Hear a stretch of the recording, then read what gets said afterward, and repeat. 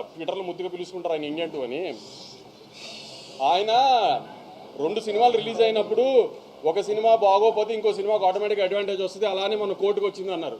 ఆయనకి మర్చిపోయినట్టున్నారు, ఆయన కొంచెం చిలిపితనం ఎక్కువైపోయి వయసులో. కోర్టు బాగుంది కాబట్టి చూశారు, పక్క సినిమా బాగాలేదు కాబట్టి చూడాల. అలానే మ్యాడ్ బాగుంది కాబట్టి చూశారు, పక్క సినిమాల గురించి కూడా చూసింది మ్యాడ్. అది కూడా ఆయన తెలుసుకోవాలి. ఆ రివ్యూ చెబుతూ స్వాతిరెడ్డి పాట బాగుంది, కోరియోగ్రఫీ బాగానే ఉంది కానీ ఇంకా బాగుండా అన్నారు.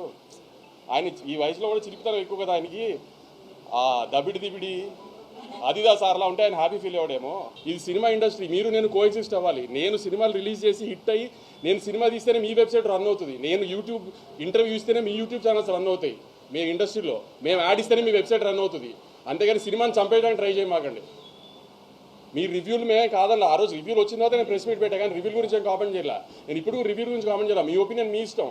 కానీ సినిమా ఆడుతున్న తర్వాత కూడా సినిమా ఎందుకు ఆడుతుందని అనాలిసిస్ మీరు ఇవ్వాల్సిన అవసరం లేదు. మీ జడ్జ్మెంట్ జనాలకు అక్కర్లా, జనం ఆల్రెడీ జడ్జ్ చేసేసే జనం చూస్తున్నారు దాన్ని. ఆ జడ్జ్మెంట్లు చేసి సినిమాల గురించి సినిమాని డిస్ట్రాయ్ చేయడానికి ట్రై చేయమాకండి. సినిమాలు ఆడితేనే మీరు ఉంటారు, లేకపోతే వెబ్సైట్ మూసి ఇంటికి రావాల్సి వస్తుంది అందరూ. అది గుర్తుపెట్టుకుని బిహేవ్ చేయండి నెక్స్ట్ టైం నుంచి.